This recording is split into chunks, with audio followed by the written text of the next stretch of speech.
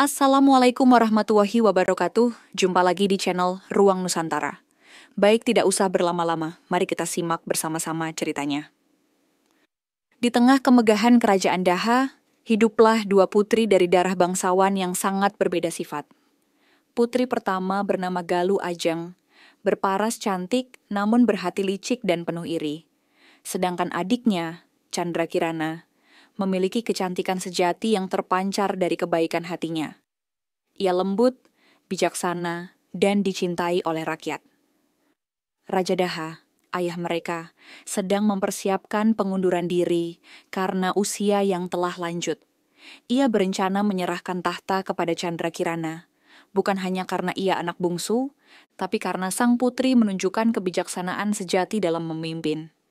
Keputusan ini membuat iri Galuh Ajeng, yang merasa lebih berhak sebagai putri sulung. Kecemburuan itu tumbuh menjadi kebencian yang mengakar. Diam-diam, Galuh mencari jalan untuk menyingkirkan adiknya. Ia menghubungi seorang dukun tua yang terkenal memiliki ilmu hitam. Di malam gelap tanpa bulan, Galuh datang ke Bukit Sunyaragi, tempat sang dukun tinggal. Dengan hati penuh dendam, ia memohon, "Ubahlah wajah adikku yang manis menjadi sesuatu yang hina. Buat ia lenyap dari istana." Dukun itu tersenyum licik.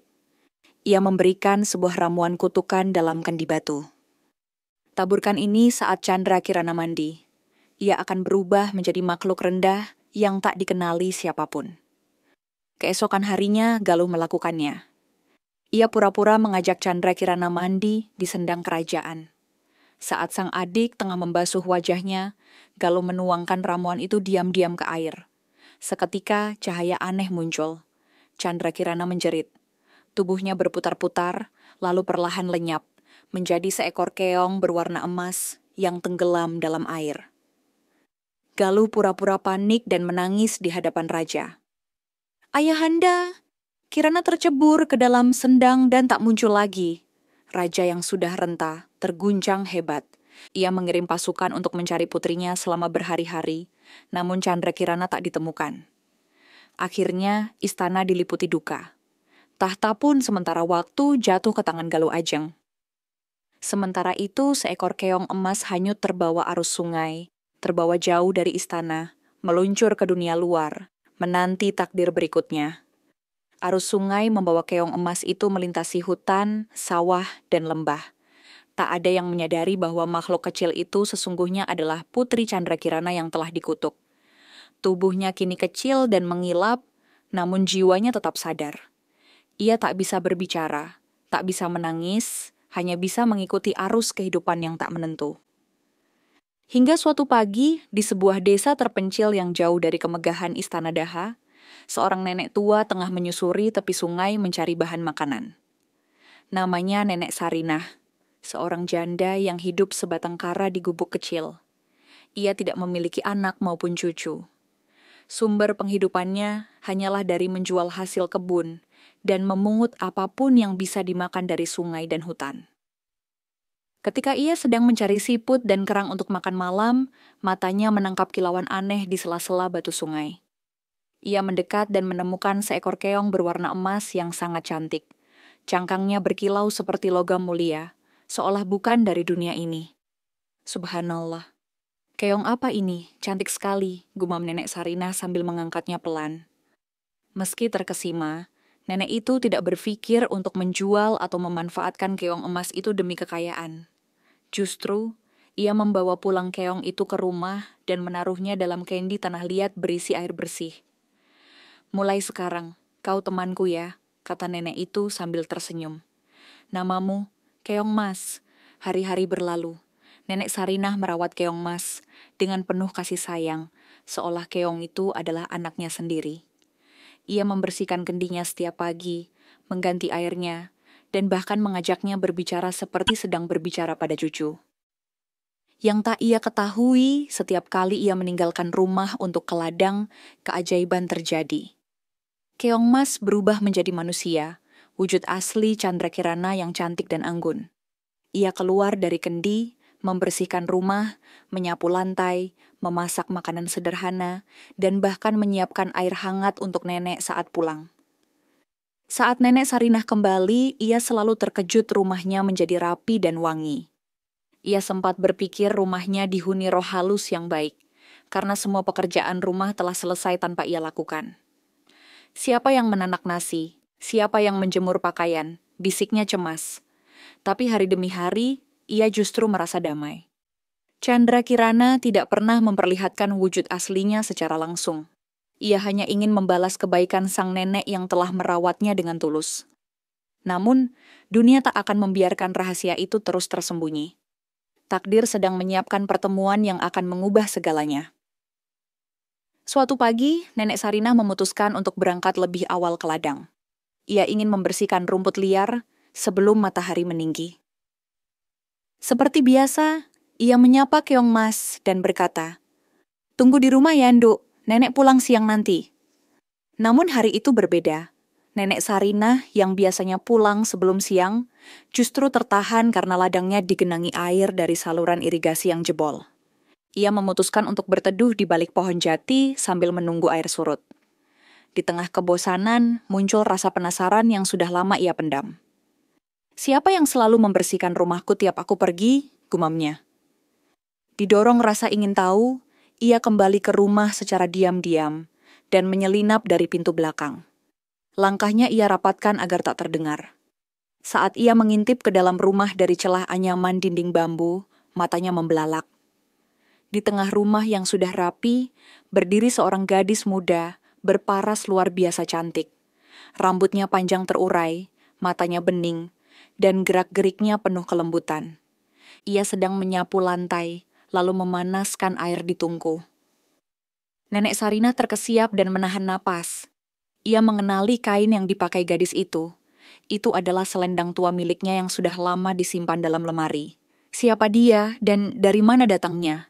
Seketika, gadis itu menghampiri Kandi tanah liat di sudut rumah. Ia menyentuh permukaannya, menunduk, lalu dalam sekejap tubuhnya berputar dan kembali berubah menjadi seekor keong emas yang masuk ke dalam kendi. Nenek Sarinah terduduk lemas, mulutnya terbuka tapi tak ada suara keluar. Ia menyaksikan sendiri bahwa keong mas bukanlah keong biasa, melainkan seorang gadis jelita yang menyimpan misteri besar. Malam harinya, setelah menenangkan diri, nenek itu berbicara dengan kendi tanah liat di mana keong mas berada.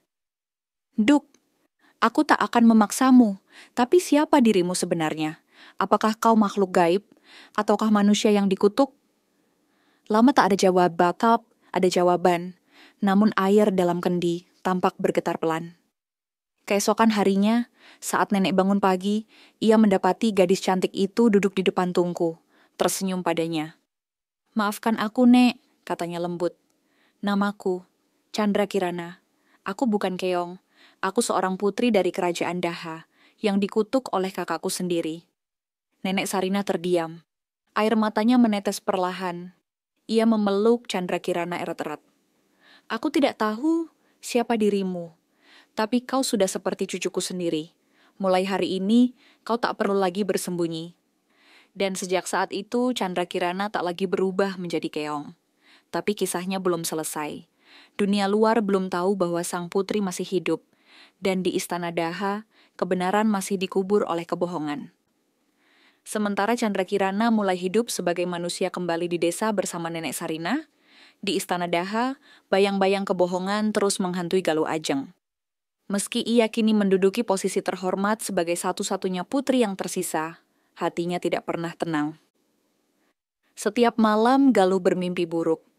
Ia melihat air sendang berubah menjadi darah, dan dari dasar kolam muncul sosok Chandra Kirana dengan mata bersinar keemasan. Suaranya menggema. "Tahta yang kau duduki bukan milikmu, Galuh." Ia selalu terbangun dengan keringat dingin, matanya gelisah, dan hatinya dicekam ketakutan. Tapi di siang hari, ia tetap tampil anggun dan memerintah dengan senyum palsu. Tak ada seorang pun yang tahu bahwa kemegahannya dibangun dari dosa dan pengkhianatan. Raja Daha sendiri, yang telah semakin tua dan sakit-sakitan, masih sering duduk termenung di taman istana. Ia memandang sendang tempat Chandra Kirana menghilang, berharap keajaiban akan datang. "Putriku, di mana engkau kini?" gumamnya. Ayahanda belum bisa memaafkan diri ini karena tak mampu melindungimu. Namun, harapan mulai muncul ketika seorang pangeran dari kerajaan Kahuripan, bernama Pangeran Raden Inu Kertapati, datang ke istana. Ia sebelumnya telah dijodohkan dengan Chandra Kirana, dan sangat mencintainya. Saat mendengar kabar bahwa sang putri hilang secara misterius, ia memutuskan datang sendiri dan mencari tahu kebenaran. Kehadirannya mengejutkan semua orang, termasuk Galuh Ajeng. "Tuanku," kata Raden Inu kepada raja, "aku mohon izin untuk mencari Putri Chandra Kirana ke seluruh penjuru negeri. Aku yakin ia masih hidup." Raja terdiam, menatap mata sang pangeran yang penuh tekad. Akhirnya ia mengangguk pelan. "Jika itu yang membuat hatimu tenang, pergilah. Doa ayahanda menyertaimu." Galuh Ajeng yang mendengar hal ini segera panik. Ia tahu jika Raden Inu berhasil menemukan Chandra Kirana, semua rahasia akan terbongkar. Maka ia segera memerintahkan pengawal bayangan dan kaki tangannya untuk menyebar berita bohong ke berbagai desa. Chandra Kirana telah mati. Keong emas yang muncul di desa hanyalah makhluk jadi-jadian. Siapapun yang menyembunyikan makhluk itu akan ditangkap. Namun takdir tak bisa dibohongi selamanya. Di desa kecil tempat Keong Mas tinggal, Chandra Kirana mulai memperlihatkan sinar yang sama seperti dulu di istana. Bukan sinar emas dari cangkangnya, melainkan sinar dari kebaikan dan ketulusan hati. Dan sinar itu mulai menarik perhatian banyak orang, termasuk utusan Raden Inu yang tengah menjelajah negeri. Hari demi hari, Pangeran Raden Inu Kertapati dan para pengawalnya menjelajah pelosok kerajaan untuk mencari jejak Putri Chandra Kirana. Ia tidak percaya berita yang menyatakan bahwa sang putri telah mati. Di hatinya ada keyakinan kuat bahwa wanita yang dicintainya masih hidup, menunggu untuk ditemukan. Raden Inu menyamar sebagai rakyat biasa.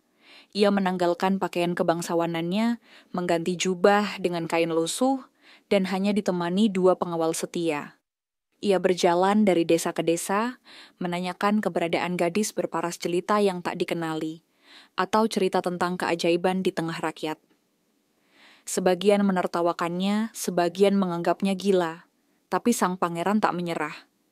Sampai akhirnya ia tiba di sebuah desa kecil dekat hutan, tempat Nenek Sarinah dan Chandra Kirana tinggal. Saat malam mulai turun, ia beristirahat di warung bambu milik seorang ibu penjual jamu. Saat menyeruput air hangat, ia mendengar 2 anak kecil yang sedang berbincang. "Kau tahu nggak, rumah Nenek Sarinah sekarang bersih terus. Katanya ada bidadari yang tinggal di sana." "Bukan bidadari, keong emas yang bisa berubah jadi manusia." "Ah, bohong. Tapi orang-orang bilang gadis itu cantiknya seperti dari cerita wayang." Raden Inu yang mendengar itu langsung tersentak. "Keong emas," batinnya. Ia mengingat kisah Chandra Kirana yang menghilang secara misterius dan hubungannya dengan Sendang. Keesokan harinya, sang pangeran diam-diam mengikuti arah yang disebut anak-anak itu. Ia menelusuri jalan setapak menuju rumah Nenek Sarinah yang terletak di pinggir hutan. Ia mengintip dari balik pohon, dan matanya membelalak saat melihat sesosok perempuan muda menyapu halaman. Meski pakaiannya sederhana, aura bangsawan dan kelembutan yang terpancar darinya tak bisa disembunyikan.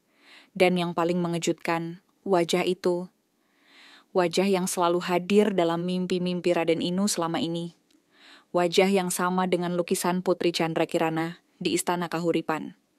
Ia maju perlahan mencoba menguasai detak jantungnya, tapi saat ia hendak menyapa, gadis itu menoleh. Mata mereka bertemu. Chandra Kirana membeku. Mulutnya setengah terbuka, matanya membesar. "Raden Inu," bisiknya nyaris tak terdengar. Pangeran itu melangkah maju. "Chandra Kirana, ini benar engkau." Dalam hitungan detik, air mata keduanya tumpah. Mereka tak peduli pada semak atau tanah becek di sekitar. Mereka hanya tahu, keajaiban telah mempertemukan mereka kembali. Namun pelukan haru itu belum berarti kemenangan, karena di balik bayang-bayang, mata-mata Galuh Ajeng telah mengamati semuanya, dan mereka bersiap membawa kabar ini kembali ke istana. Kabar tentang pertemuan antara Chandra Kirana dan Raden Inu, Kertapati tidak berlangsung diam-diam. Dua mata-mata yang mengintai dari balik pohon segera berpacu kembali ke kota, menembus hutan dan sawah, mengabarkan semua pada tuannya. Galuh Ajeng. Begitu mendengar laporan itu, Galuh memukul meja dengan keras. Wajahnya yang semula tenang langsung berubah menjadi gelap. Berarti ia masih hidup. Keong terkutuk itu, dengusnya. Kalau ia kembali ke istana bersama pangeran, habislah aku. Galuh tahu bahwa satu-satunya cara mempertahankan tahta adalah melenyapkan Candrakirana untuk selamanya. Maka ia memerintahkan pasukan rahasia istana untuk menangkap Candrakirana secara diam-diam, sebelum berita menyebar ke rakyat dan raja. Sementara itu, di desa kecil itu, Candrakirana dan Raden Inu masih larut dalam kebahagiaan. Di bawah pohon sawo yang rindang, mereka duduk berdampingan, saling menggenggam tangan. Nenek Sarina hanya bisa memandangi mereka dengan mata berkaca-kaca.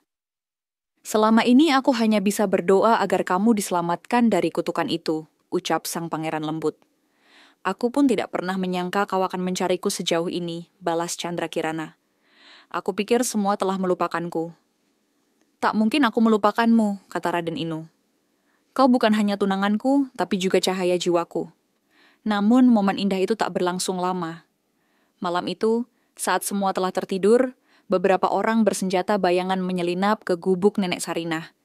Mereka membawa jaring dan tali, mengendap-endap seperti pencuri. Mereka ingin menangkap Candrakirana tanpa suara, lalu membawanya pergi ke tempat yang tak akan ditemukan siapapun. Namun mereka tak tahu bahwa Raden Inu masih terjaga, merenung di depan perapian. Begitu mendengar langkah mencurigakan, ia segera bangkit dan menghunus kerisnya. Dengan ketangkasan seorang kesatria, ia melawan satu persatu penyerang. Suara benturan senjata memecah malam. Nenek Sarinah terbangun dan segera menarik Candrakirana keluar rumah melalui jalan belakang. Kau harus lari, Nduk! Lari ke bukit, ke tempat aman, teriaknya. Raden Inu bertahan sekuat tenaga. Darah menetes dari lengannya yang terluka, tapi ia terus melindungi rumah itu dengan nyawanya. Setelah mengusir sebagian besar penyerang, ia berlari ke arah hutan menyusul Candrakirana. Namun saat ia tiba di bukit, Candrakirana telah diculik. Salah satu pasukan bayangan yang lolos berhasil menangkapnya dan membawanya pergi menaiki kuda, mengarah ke lembah tersembunyi di luar desa. Raden Inu mengerahkan semua tenaganya untuk mengejar, berteriak sekuat-kuatnya. Candrakirana! Tapi suara itu hanya dijawab oleh angin malam yang menderu. Di dalam gua tersembunyi di kaki bukit selatan, Candrakirana dikurung dalam sebuah ruangan batu yang lembab dan gelap. Dindingnya penuh lumut, dan hanya satu celah kecil di langit-langit yang membiarkan cahaya remang masuk. Di sanalah sang putri terkurung dengan kedua tangan terikat, tubuhnya lemah akibat perjalanan dan luka yang belum sembuh. Pasukan bayangan Galuh Ajeng telah melaksanakan perintah, menangkap sang putri tanpa jejak, dan menyembunyikannya sebelum matahari terbit. Sementara itu, Galuh menyusun rencana akhir. Ia hendak mengumumkan pernikahannya sendiri dengan Pangeran Raden Inu Kertapati di istana. Dengan begitu, ia akan memperkuat posisi politik dan menutup kesempatan Candrakirana kembali ke tahta. Ia percaya, asal Candrakirana tidak muncul di depan umum, kebenaran tak akan pernah terbukti. Namun, Raden Inu tak tinggal diam. Begitu mengetahui Candrakirana diculik, ia bersumpah akan mencarinya ke ujung dunia sekalipun. Ia meminta bantuan pada penduduk desa, dan bahkan kembali menghubungi utusan Istana Kahuripan untuk memperkuat pencarian.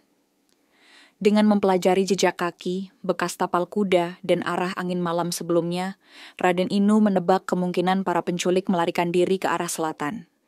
Ia menelusuri setiap lembah dan tebing, hingga akhirnya mendengar desas-desus dari para pemburu hutan. Ada gua misterius yang dijaga oleh orang-orang asing bersenjata. Tanpa membuang waktu, sang pangeran berangkat sendirian. Di tengah malam, ia menyusup ke hutan lebat dengan hanya berbekal keris, lentera kecil, dan tekad yang membara. Di sisi lain, dalam gua, Candrakirana duduk bersandar di batu dingin. Meski tubuhnya lemah, jiwanya tetap teguh. Ia menutup mata dan berdoa dalam hati. Jika memang aku ditakdirkan untuk mati di sini, izinkan aku mati sebagai diriku yang sejati. Tapi jika masih ada harapan, bimbinglah dia kepadaku. Dan tepat saat angin malam meniup masuk melalui celah batu, ia mendengar langkah kaki mendekat. Pelan tapi pasti. Bukan langkah kasar para penculik. Langkah itu ringan, mantap, dan dikenal oleh hatinya. Chandra Kirana. Suara itu terdengar dari balik pintu besi yang berderit terbuka perlahan.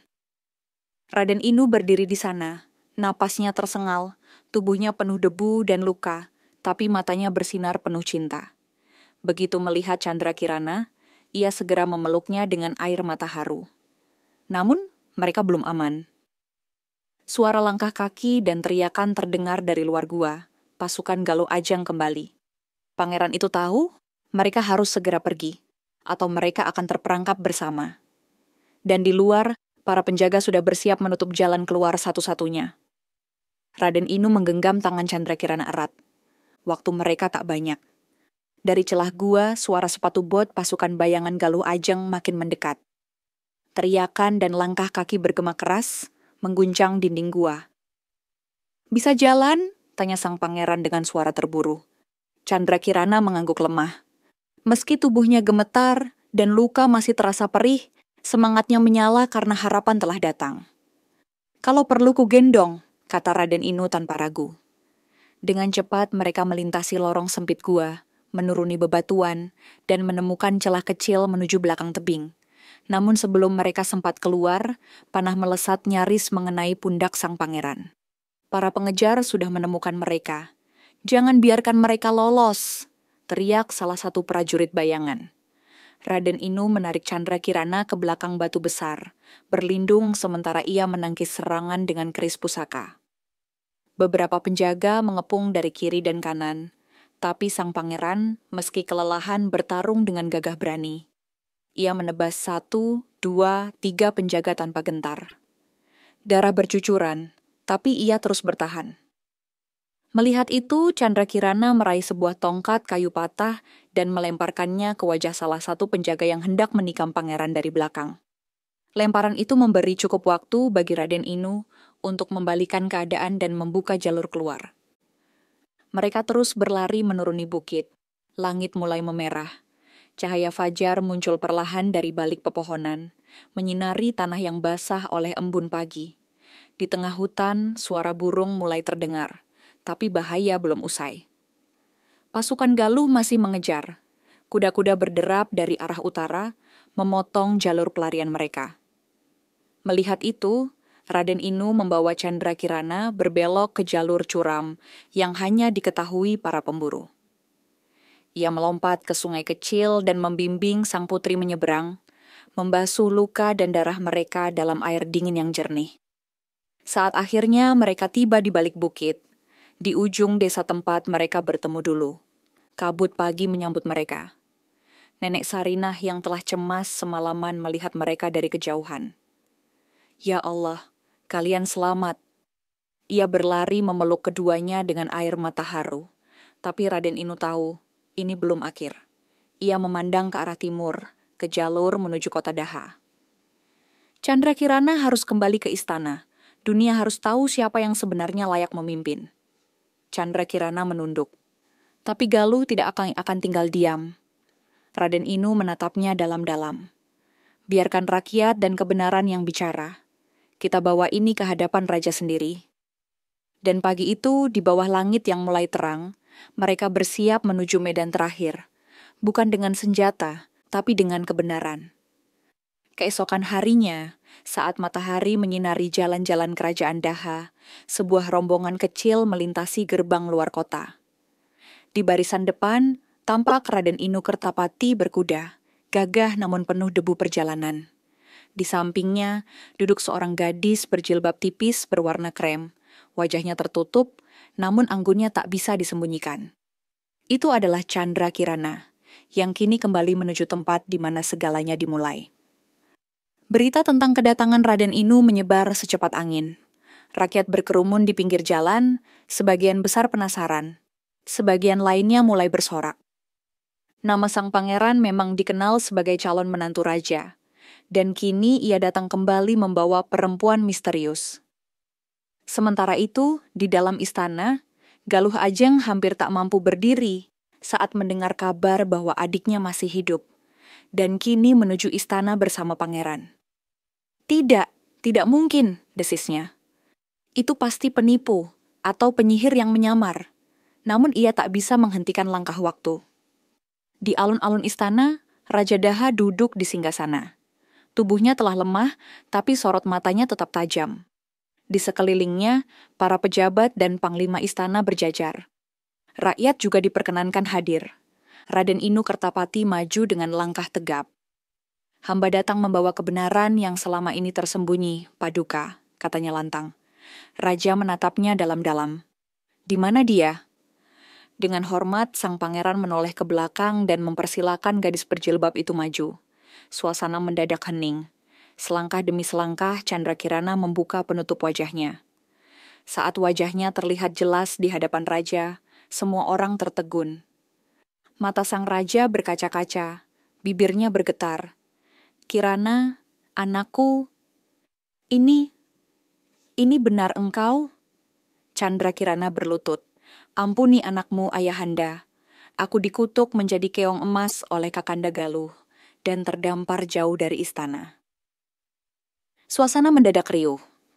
Rakyat mulai bergumam. Para pejabat saling pandang. Raden Inu mengangguk. Hamba menjadi saksi atas kebenaran ini. Ia bukan penyamar, bukan makhluk halus, tapi putri asli kerajaan yang selama ini hilang. Raja berdiri dari tahtanya dengan tubuh gemetar menahan haru. Ia memeluk Chandra Kirana dan berkata, "Ini keajaiban. Keajaiban yang takkan akan hamba sia-siakan." Namun belum sempat suasana berubah menjadi lega, suara nyaring menyela dari sisi panggung. "Semua itu bohong. Dia penyihir. Ia ingin merebut tahtaku." Itulah suara Galuh Ajeng, yang akhirnya tak mampu lagi menahan ledakan panik dan rasa bersalah yang ia pendam. Wajahnya memerah, tubuhnya gemetar, dan matanya liar. Namun kali ini, semua mata memandangnya dengan curiga. Termasuk mata ayahandanya sendiri. Galuh Ajeng berdiri di hadapan ribuan pasang mata yang menatapnya tajam. Seakan seluruh langit istana menekan dadanya. Wajahnya pucat, bibirnya gemetar, tapi ia berusaha tetap tegak. Ia menunjuk Chandra Kirana sambil berteriak, "Dia bukan adikku, dia penipu. Seorang dukun atau jin yang menyamar untuk menghancurkan keluargaku." Namun Chandra Kirana berdiri tenang, tak membalas satu kata pun.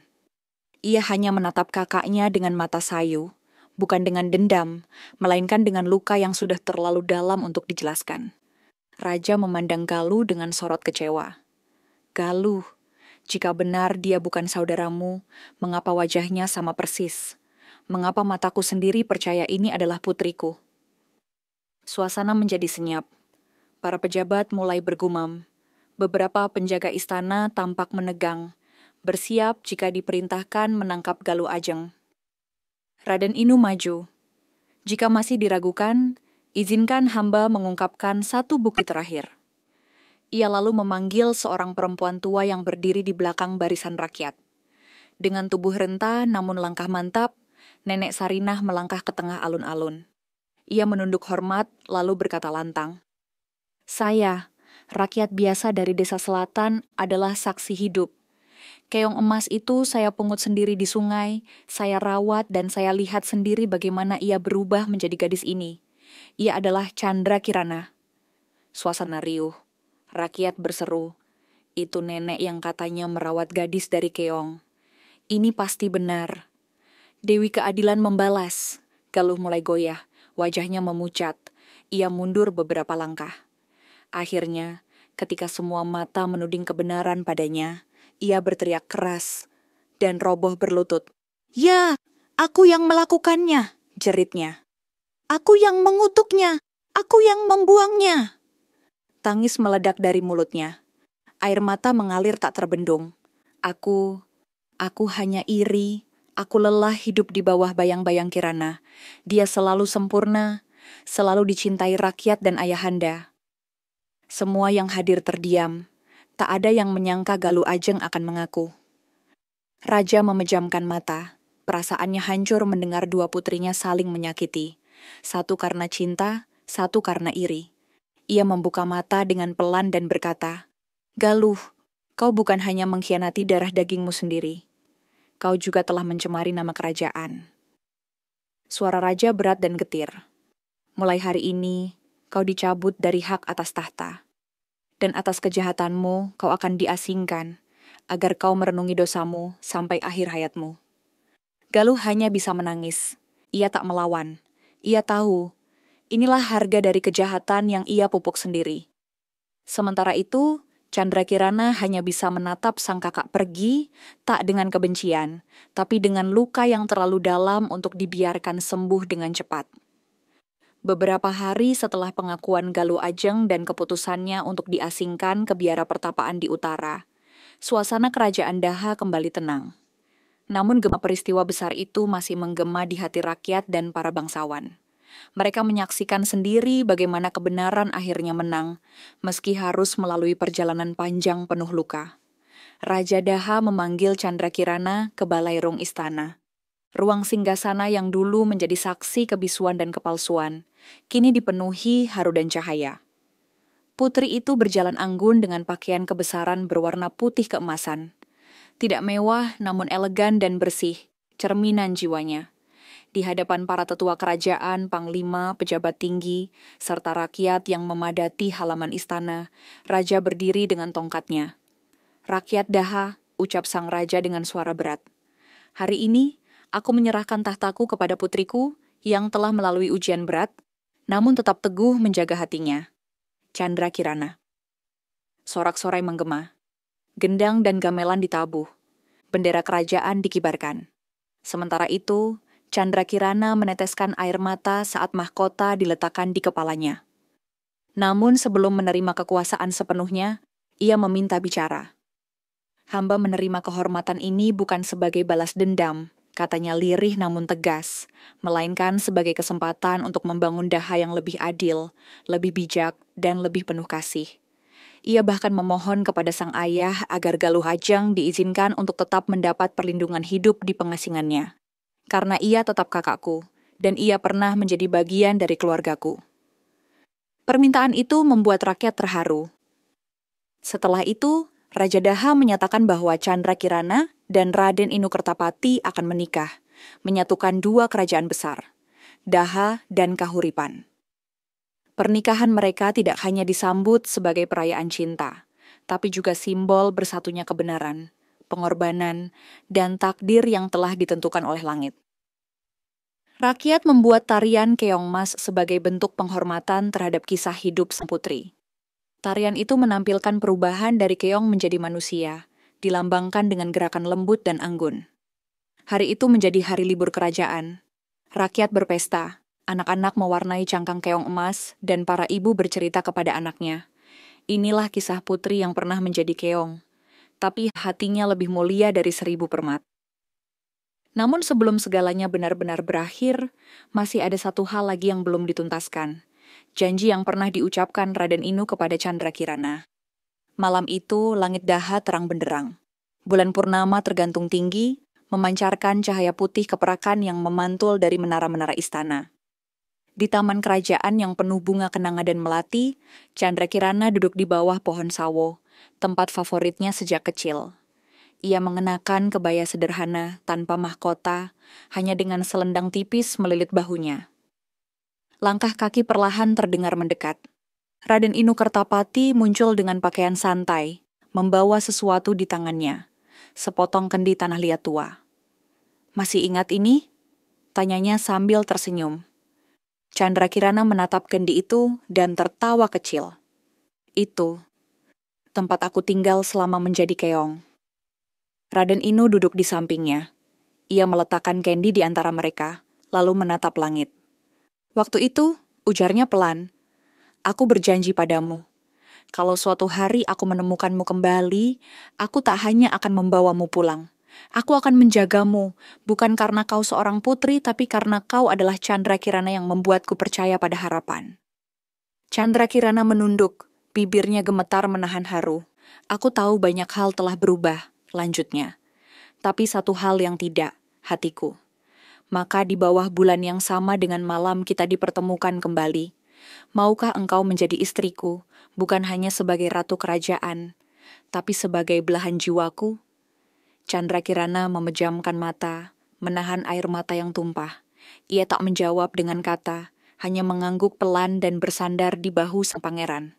Malam itu, kendi tua di antara mereka menjadi saksi bahwa takdir yang penuh luka dan cobaan, jika dilalui dengan kesabaran dan cinta, akan berakhir pada pemulihan dan keindahan yang sejati.